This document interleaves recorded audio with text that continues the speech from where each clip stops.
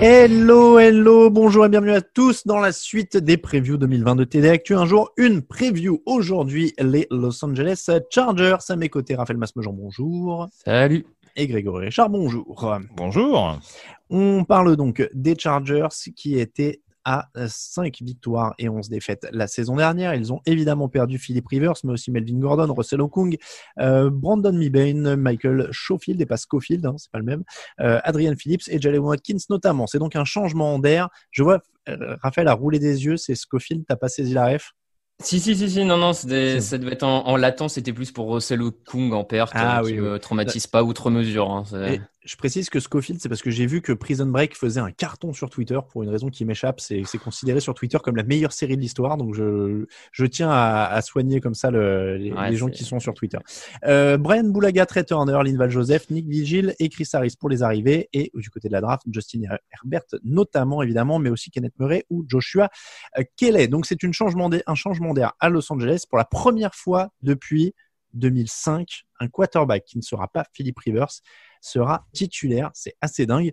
Prenez une seconde pour intégrer ça. Rivers a débuté les 224 derniers matchs des Chargers. Le bilan, 123 victoires, 101 défaites. On peut quand même commencer par ça, messieurs, dire un petit mot là-dessus. Ça va faire bizarre de ne pas voir Philip Rivers avec cette équipe. Ce sera qui au début, Tyrod Taylor ou Justin Herbert? Ça me semble être désigné vers Tyrod Taylor, non? Grégory. Je vous vois hésiter. J'attendais de savoir qui allait se mouiller. Faut que je m'habitue à la visio parce que je peux pas faire des mouvements de tête pour lancer les gens. Il faut que je donne les prénoms. Oui, alors Justin Herbert, j'en avais un petit peu parlé lors du processus draft. C'est vrai que ce qui posait principalement en question, c'était une certaine irrégularité, ou en tout cas des moments où mentalement on pouvait le sentir un petit peu en délicatesse. Donc c'est vrai que le lancer dès la première semaine dans le grand bain, dans une équipe où mine de rien l'attaque a été restructurée, avec notamment un backfield offensif qui va se réorganiser aussi, même si Austin Ekeler, qui est pressenti pour être running back numéro 1, avait déjà la majorité des snaps l'année passée. Tu l'as dit, il y a quand même pas mal de bouleversements sur la ligne offensive également. Donc voilà, je pense que dans un premier temps, dans une attaque où, je le répète, Shane Steichen va surtout essayer d'instaurer un bon jeu au sol.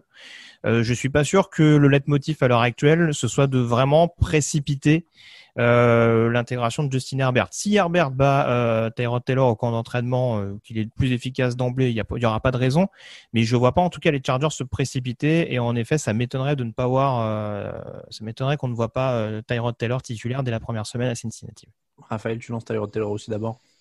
J'ai l'impression que c'est ce que les Chargers vont faire, ça c'est certain. Moi, je serais presque, à titre personnel, en tant qu'on va dire observateur extérieur, qui a pas d'argent en jeu là-dedans, j'aurais presque plus envie de les voir lancer Justin Herbert directement, parce que Tyrod Taylor, c'est pas un mauvais quarterback. On sait ce qu'il fait, on sait ce qu'il donne. Du coup, en fait, j'ai l'impression que tu sais déjà plus ou moins ce que tu vas avoir avec lui. Je trouve que dans une équipe qui a quand même plusieurs atouts, et on y reviendra, moi je trouverais pas ça déconnant de directement lancer Herbert au feu et voir tout de suite le plafond de verre presque que tu peux tout de suite espérer casser avec lui, quoi. Et donc bon, maintenant je pense que la truc logique, ça sera Tyrod Taylor, et ils commenceront avec lui et on verra ce qui se passe. Ouais.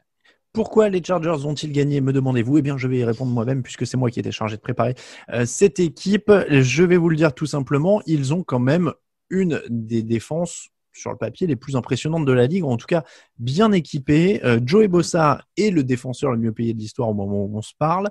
Il va encore être associé à Melvin Ingram. Alors, je vais quand même poser la question, même si j'aime pas trop les discussions mérite contrat, pas mérite le contrat, donc je vais pas la tourner comme ça, mais dire, est-ce que Joey Bosa est vraiment un des tout meilleurs, voire le meilleur pass rusher de la ligue? Parce que les stats ne le disent pas, en tout cas. Il est à 11 sacs et demi l'an dernier. Il n'a jamais été à plus de 12,5 sur une saison. C'est un vrai point fort, mais est-ce que c'est vraiment est-ce qu'il est bien meilleur que Melvin Ingram, qui est de l'autre côté de la ligne, par exemple? Ouais. Greg, il fait des gros yeux. Moi, pour commencer, j'ai souvent un peu attaqué Joey Bosa. Hein. Je m'en suis jamais caché. Ça m'a valu des discussions assez longues avec des fans des Chargers. Après, malgré tout, il est quand même très consistant. Globalement, il devient de plus en plus consistant, je trouve. Il enchaîne les sacs saison après saison. Le fait qu'il ait quand même un autre pass rusher de l'autre côté assez qualitatif, ça peut expliquer quand même une répartition de sacs comparé à un Chandler Jones qui est tout seul à Arizona. Et si c'est pas lui qui met le quarterback sur les fesses, de toute façon, personne d'autre le fera. Donc, il y a aussi peut-être des schémas dessinés quand même pour un coup plus mettre en avant Ingram, un autre coup plus Bosa, tu vois. Je pense que la répartition de sacs s'explique aussi pas mal par là. Donc moi je pense pas que c'est le meilleur pass rusher. Maintenant, je pense qu'il a largement sa place dans un top 10-15 de la NFL et ce qui est déjà énorme en soi. Hein. Oui. Donc je pense qu'il a sa place, ouais. Mais encore une fois, je parlais même pas du contrat parce que les contrats, de toute façon, à chaque fois qu'on cite, c'est plus gros. Il y en a un autre qui sera bientôt plus payé que lui et puis voilà. Greg, le duo Ingram-Bosa, c'est quand même un des gros points forts. Si tu rajoutes en plus Linval Joseph au milieu de la ligne, c'est costaud. Oui, c'est ça. C'est ce que j'allais dire aussi, c'est que c'est vrai qu'ils n'ont pas toujours été gâtés, je trouve, au niveau de l'intérieur de la ligne. Et c'est vrai que forcément, avec un peu moins de pression venant de l'intérieur, ils s'étaient un peu plus attendus au tournant. Et le fait qu'ils arrivent à performer tous les deux, et Bosa encore plus, parce que alors, c'est vrai que pour le coup, une question qui a souvent été posée sur Bosa, c'était notamment la question durabilité. Enfin, en tout cas, savoir s'il pouvait jouer 16 matchs. Ça a été le cas l'année dernière et il fait les stats qui vont avec. Donc en tout cas, en termes de pass rusher d'avenir, que n'est plus forcément maintenant Melvin Ingram, ils ont une bonne solution avec Joey Bosa et ils ont un duo qui peut être extrêmement complémentaire de nouveau. Et c'est sûr que ça peut être là encore une force pour les Chargers d'avoir en effet Linval Joseph en plus au milieu, un Justin Jones que j'ai pas trouvé inintéressant depuis qu'il est arrivé du côté de la Californie. Donc ouais, il y a très clairement en défense et plus particulièrement sur le premier rideau, il y a de quoi poser pas mal de problèmes dans une division où tu as quand même possiblement le meilleur quarterback de la ligue. Oui, en fonction des points de vue, mais bon. C'est vrai. On peut dire ça, je pense. Patrick Mahomes, en effet. D'autant que cette défense, il n'y a pas que cette ligne, il y a aussi la ligne arrière. Chris Harris qui a été recruté, Casey Hayward qui va avec, Derwin James qui revient de blessure. C'est pareil, tu es sur un des meilleurs groupes de ligne arrière de defensive back. J'essaie de franciser. T'es sur derrière défensif. Derrière défensif, merci. C'est mon côté Jean-Claude Van Damme. T'es sur un des meilleurs groupes derrière défensif de la ligue. C'est pas forcément la folie des linebackers au milieu, mais il n'y a pas des squads parfaites. Mais t'as quand même une ligne à l'avant qui est énorme et t'as quand même une ligne arrière qui est énorme aussi. Oui. Pardon, vas-y. Non, mais effectivement, tu l'as dit, cette ligne arrière, moi, je la trouve quand même très, très intéressante. Enfin, en dehors des blessures, parce qu'on sait que Casey Hayward a eu quelques blessures par le passé et Derwin James sort quand même d'une saison sur blessure. Donc, mais ce qu'il nous avait montré son année rookie était quand même assez incroyable et on en attendait vraiment beaucoup.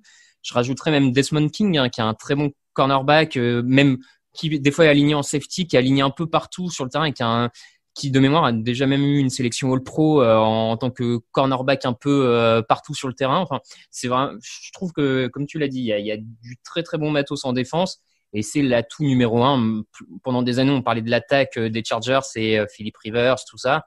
Là, à l'heure actuelle, c'est vraiment cette défense qui peut porter cette équipe sur plusieurs victoires cette saison, c'est certain. Ouais. Je pense qu'ils ont une défense qui peut jouer le titre sur le papier. Le problème, c'est là qu'on arrive, aux raisons pour lesquelles ils peuvent perdre, c'est qu'en attaque, c'est beaucoup plus compliqué.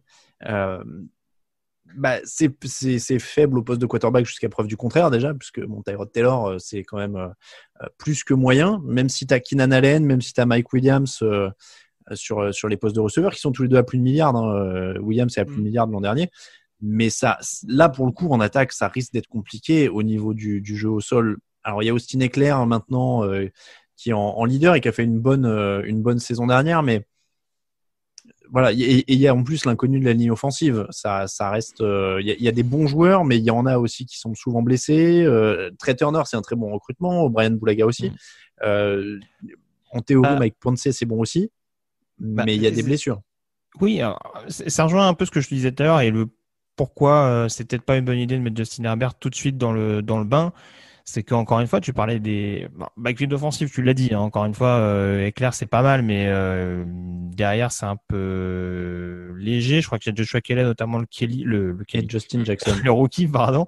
Mike Williams c'est encore assez décevant et assez fragile. Hunter Henry, on n'en parle même pas. Et autant l'intérieur de la ligne me paraît très intéressant dans cette optique de jeu massif au sol. Et Trey Turner, je pense que c'est une excellente recrue pour les Chargers dans cette optique-là, mais le poste de tackle. Brian Bulaga a été ce qu'il a été. Je sais pas si les Chargers récupèrent un Brian Bulaga façon Pro Bowl ou enfin voilà. Je pense que il va faire le taf en tackle droit, mais que ça reste assez léger et que côté aveugle, vaut mieux avoir un quarterback mobile comme Tyrod Taylor parce que je pense que même si c'est pas trop la période, on va lui souffler dans la nuque assez souvent. Raphaël, est-ce que on va passer même au Factor X, hein, je pense qu'on a fait un peu le tour des faiblesses. Je vais vous laisser commencer. Greg, est-ce que tu as un Factor X sur ces Chargers? Factor X, ouais, bien entendu. On peut laisser Raphaël commencer si tu veux. Oui. Bah écoute, moi on en a parlé un peu. J'ai Austin Ekeler quand même, malgré tout, qui a fait, moi je trouve, une bonne saison l'an dernier. À mon sens, il a totalement fait oublier Melvin Gordon et la preuve, les Chargers se sont pas précipités pour redonner un nouveau contrat à Melvin Gordon. Hein. Ils l'ont laissé bien gentiment partir. Je pense, on en a parlé plusieurs fois avec ces équipes où on a des interrogations au poste de quarterback, mais si Ekeler est capable de reproduire une nouvelle bonne saison au sol et que le jeu au sol des Chargers s'impose, ça peut quand même grandement faciliter la tâche d'un des deux quarterbacks qui sera sur le terrain et permettre à cette équipe d'aller titiller les playoffs, à mon sens. À titiller les playoffs. Ouais, ok. Greg, est-ce que tu as trouvé ton Factor X? Oui, je sais pas pourquoi je cherchais mes notes. Kenneth Murray, linebacker rookie, premier tour. Alors on aime ou on n'aime pas. C'est un joueur qui a beaucoup de vitesse, mais qui par moment peut avoir un QI foot un peu limité. Mais en tout cas, dans un secteur où les Chargers ont beaucoup de besoins et vont surtout avoir besoin défensivement d'être aussi complets sur les deux phases défensives, je pense qu'avoir un joueur comme ça qui est capable justement d'apporter un peu de pression, parce qu'encore une fois c'est un espèce de middle wheel, enfin c'est un joueur qui sait faire quand même pas mal de choses. Ça peut être un joueur dans le registre d'un Lavonte David par exemple à Tampa Bay. Et très franchement, voilà, c'est encore une fois, c'est un joueur qui laisse pas indifférent, mais qui, je pense, en étant bien intégré dans cette défense des Chargers, peut éventuellement avoir un impact non négligeable. Et avec des Chargers qui défensivement seraient encore plus complets que ce qu'on pouvait s'attendre, ce à quoi on pouvait s'attendre, ça nous donnerait en effet une saison assez intéressante. Alors je dis pas aux portes des playoffs, mais en tout cas peut-être au niveau d'une fiche égale, ça serait bien déjà. Le Factor X pour moi, ce sera la ligne offensive. On en a parlé un peu. Brian Bulaga, Trey Turner. J'aime bien si c'est au niveau, surtout Bulaga. Après, Mike Ponce, c'était 5 matchs l'an dernier. Sam Tevi à droite, je suis moins rassuré. Il n'y a pas une énorme profondeur, donc à voir. Et je prends la ligne parce que on a parlé des quarterbacks, Tyrod Taylor et Justin Herbert. Il vaudrait mieux qu'ils aient une bonne ligne a priori pour les protéger. Donc ce sera décisif. Si la défense fait le boulot et qu'ils veulent avoir un peu de production en attaque, la ligne sera décisive. Le pronostic, alors, ça taquine les playoffs presque pour Raphaël, ça taquine l'affiche égale pour Greg. Est-ce que vous confirmez, est-ce que vous infirmez? Écoute, moi je pars sur un 8-8. Ok. Ils n'ont pas une division facile, hein. Ils n'ont pas une division facile parce que, bon, les Chiefs, forcément, en tant que champion en titre, mais même Raiders et Broncos, je pense que ce sera meilleur que l'année dernière. Je vous donne le programme. Ils vont à Cincinnati pour le premier match. Ensuite, ils reçoivent les Chiefs, ils reçoivent les Panthers, ils se déplacent chez les Buccaneers, ils se déplacent chez les Saints, ils reçoivent les Jets, ils vont à Miami, ils reçoivent les Jaguars, ils reçoivent les Raiders, semaine de repos, ils vont à Denver, à Buffalo, ils reçoivent les Patriots, ils reçoivent les Falcons, ils vont à Las Vegas, ils reçoivent les Broncos et ils vont à Kansas City pour terminer la saison. 7-9 pour moi. Moi, je donne 7 aussi. Et c'est presque limite best case scénario. Ouais, moi j'ai 6-7, autour de 6-7. C'est comme ça que se termine la preview des Chargers. On remercie tous ceux qui nous soutiennent sur Tipeee, n'hésitez pas à les rejoindre. Vous pouvez retrouver les previews écrites sur touchdownactu.com bien évidemment, sur les réseaux sociaux @tdactu, sur Facebook et Twitter @touchdownactu, sur Instagram, le site touchdownactu.com bien sûr pour toute l'actu de la NFL. Merci beaucoup Raphaël, merci beaucoup Grégory. À demain pour une nouvelle preview.